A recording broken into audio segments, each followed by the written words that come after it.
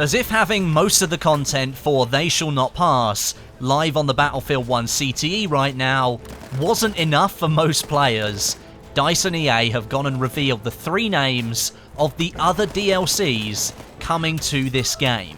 We know one of them is Russian themed. That empire has been confirmed as coming to the game for a long time, but we didn't know what was coming in the other 2 DLCs. That is, until today. Just to quickly recap, the first DLC for Battlefield 1 is called They Shall Not Pass, and it's the DLC with the French army. It's all themed around battles taking place near the Western Front, and arguably that's the most well-known and referenced part of the war. Coming after that, we have the Russian DLC. We knew it was coming, but we didn't know anything about it.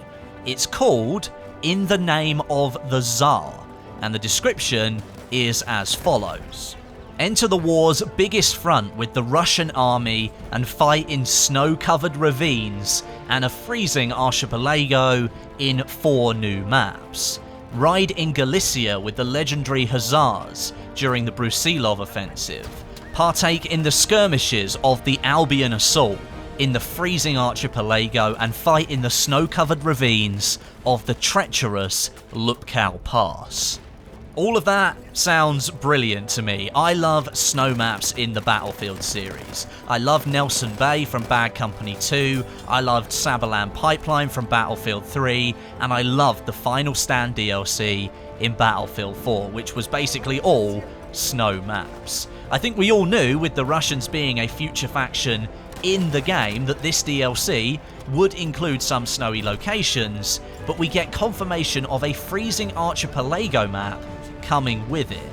This sounds like a really interesting concept, and not to mention the inclusion of some Russian weapons as well.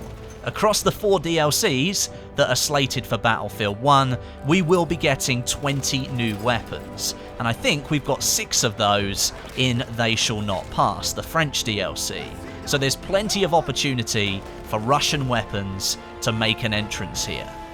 The next DLC, the 3rd one for the game, will be called Turning Tides, and this one is all about naval warfare.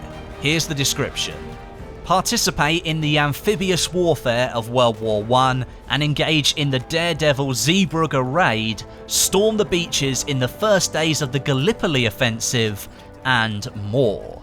Now, the concept art here looks incredible, and the fact that Gallipoli is mentioned is sure to make plenty of people happy. I think a lot of people thought that that would be present in the base game, but it wasn't to be. So it's nice to have it confirmed as a DLC location for this map pack.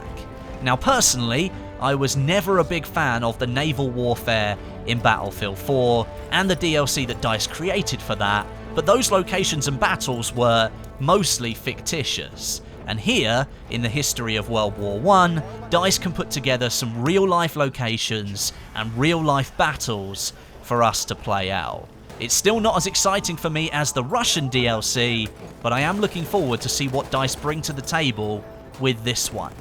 And the final DLC for Battlefield 1, it's called Apocalypse. Here's the description for it.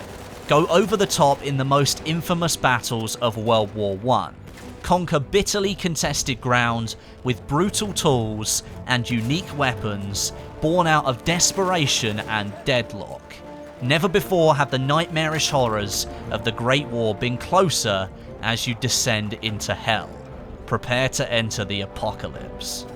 Now this one, it intrigues me the most of all. Brutal tools and unique weapons. Does that mean we're looking at a potential prototype-focused DLC for Battlefield 1? I mean, the game already has a lot of prototype material in it, so it could be a very good fit, but those words, over the top, make me think that this DLC might be fully focused on trench warfare. People have been crying out for some proper trench maps, and so here, DICE might be delivering that to us. It seems quite odd to me that DICE have decided to release all of this information now, months ahead of their release date, but at the same time, it does get that hype train back in motion. With the French army and the They Shall Not Pass DLC on the horizon, it's great to know that there's even more awesome content on the way for Battlefield 1. So what do you think then? Let me know your thoughts down below in the comments section today. I'll be down there reading as many as I can, and if you could leave a like on the video as well, that's greatly appreciated. But until next time, my name is Westie, and I'll catch you guys in the next video.